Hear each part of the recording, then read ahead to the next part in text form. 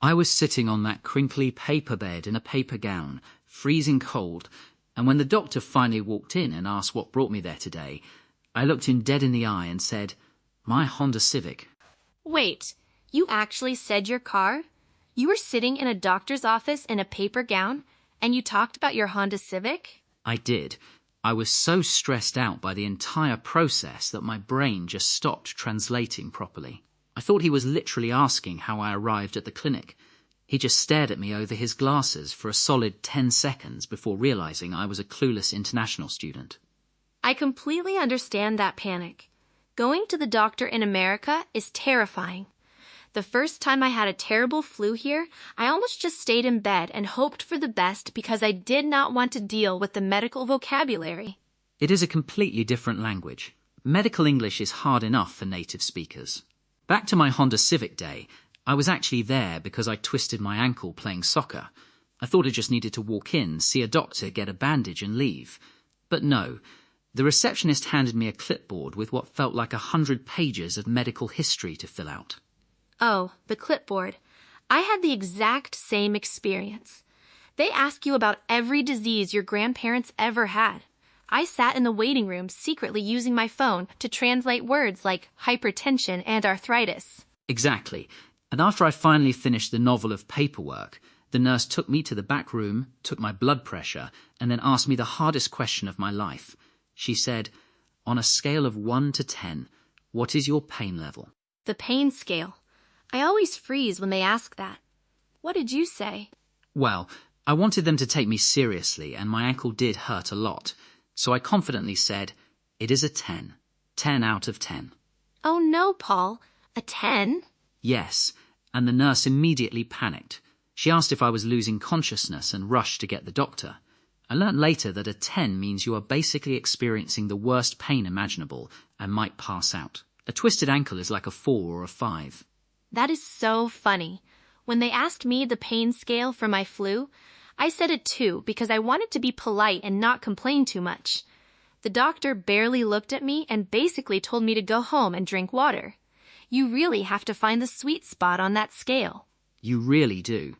But you know that phrase the doctor used, "What brings you in today?" That is such a common way for doctors or receptionists to start the conversation.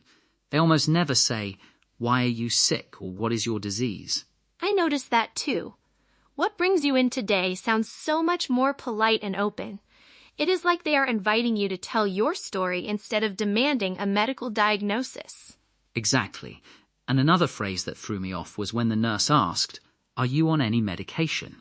I immediately said no, because I thought medication meant serious hospital drugs, but I had taken some ibuprofen that morning. I made that mistake too. In my head, medicine was for a serious illness, but if I just bought some cough drops or pain pills at the pharmacy, I did not count it. Right. But here, they need to know everything you took. We usually divide it into two things: prescription medication, which the doctor orders, and over-the-counter medication, which is stuff you just buy off the shelf, like aspirin. Over the counter. That is a great phrase to know.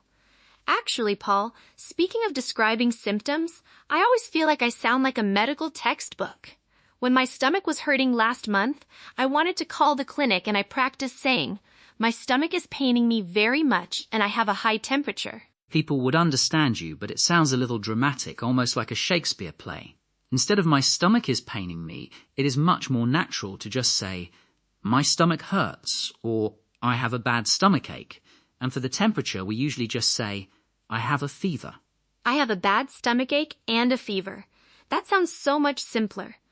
What if I want to tell them I feel like I am going to throw up? I used to say, "I have the sensation of vomiting." Definitely do not say that unless you are writing a medical journal. You can just say, "I feel nauseous," or simply, "I feel sick to my stomach." I feel nauseous. That is much better. Let me ask you about making the actual appointment. When I finally decided to go to the doctor for my flu, I called them and said, "Hello, I want to see a doctor for my sickness." The receptionist sounded a bit confused. It is a bit blunt. Usually you just call and say, "I need to make an appointment," or "I would like to schedule an appointment." Then they will ask you what is going on. I would like to schedule an appointment. Okay, that makes sense. It is funny how knowing just a few of these natural phrases makes the whole experience so much less intimidating. It really does. Half the stress of going to the doctor in a second language is just getting past the front desk. Let us put this into practice.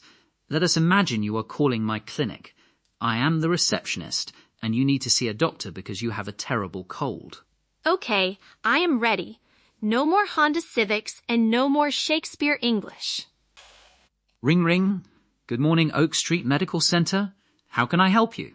Hi, I would like to schedule an appointment to see a doctor. Are you a new patient or a returning patient? I am a returning patient. My name is Emily Chen. Okay, Emily. I see your file here. What brings you in today? I have had a really bad sore throat and a fever for the past 3 days, and I am feeling pretty nauseous. I am sorry to hear that. Are you currently taking any medication for it? Just some over-the-counter cough syrup and ibuprofen, but it is not really helping. Got it. We have an opening this afternoon at 3 p.m. Does that work for you? Yes, 3 p.m. is perfect. Thank you so much. Great. See you then. End scene. Emily, that was fantastic. You sounded totally natural. Thank you. That felt so much easier than my real first doctor visit. I think I am actually ready for flu season this year. You definitely are. Just remember, if they ask you for your pain scale, do not say a 10 unless you are literally falling over, and definitely do not tell them you drove a Honda Civic to get there.